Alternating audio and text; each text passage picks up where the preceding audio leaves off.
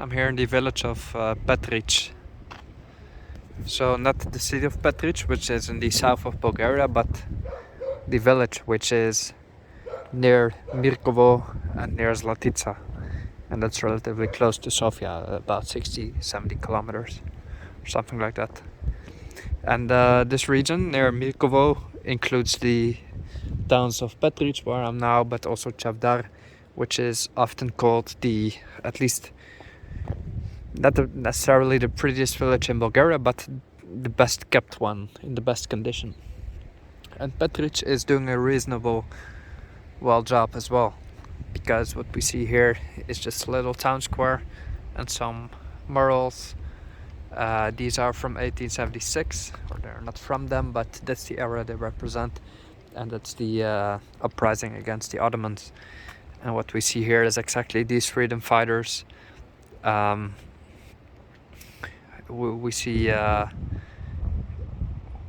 priest with a cross and a gun, and this is when the uprising really started. Let's say you see the action in full shot here with a cannon blowing,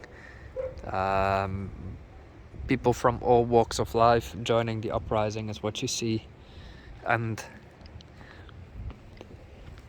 this right here says Svoboda ili smrt, which is freedom or death.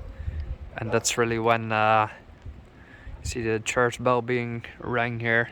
That's what happened during the uprising. They rang the bells of the churches that were left standing. And freedom or death is a saying that's still being used in Bulgaria. You can see it on tattoos now and then. It's not that many people carry such a tattoo. It's not even 1% of people.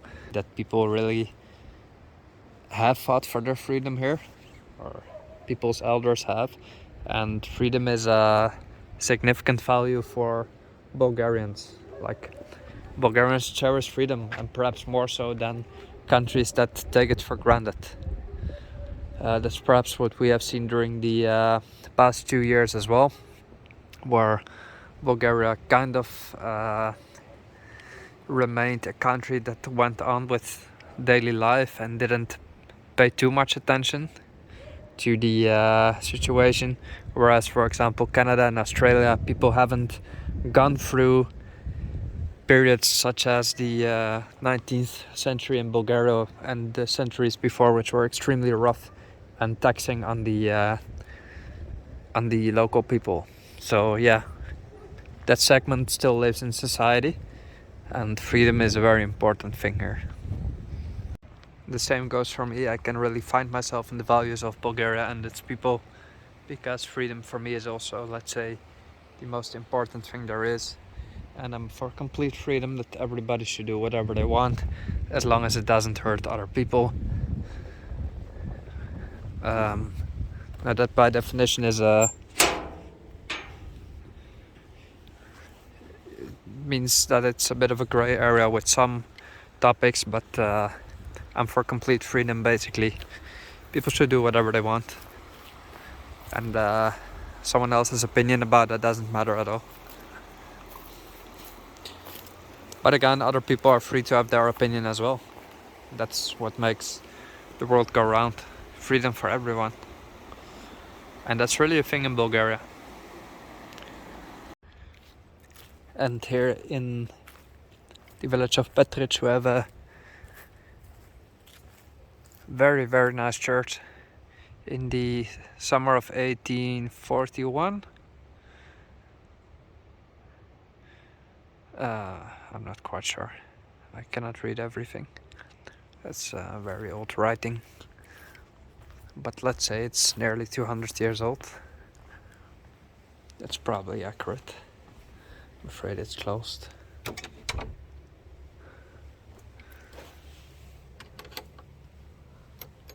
Maybe the side entrance. It's very nice here.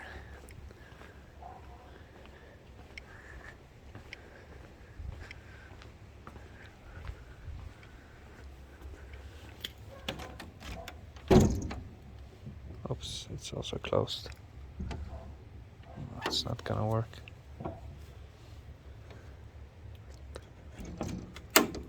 Too bad, would love to see it. Oh, look at these little crosses here against the tree. Just all remains from this church yard. Look at the surroundings, nice and foresty. It's unique old houses from the old era in a reasonably well maintained village, and that's how it also can be. And that makes it very livable suddenly and less miserable, let's say.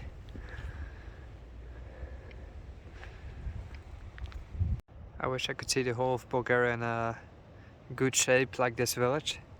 As you can see, it just breathes new life into a place that would otherwise be abandoned. And then what happens is that it attracts people from the city who come build houses here as well. And then you get a sort of chain reaction where people keep coming, buying houses, and then it just keeps getting better and better, like here. And that's when you actually get to live in a very, very beautiful place. Here's a poem from Ivan Vazov, Bulgaria's most famous writer. Very beautiful handwriting. Not quite sure what all this means. It's from 1811.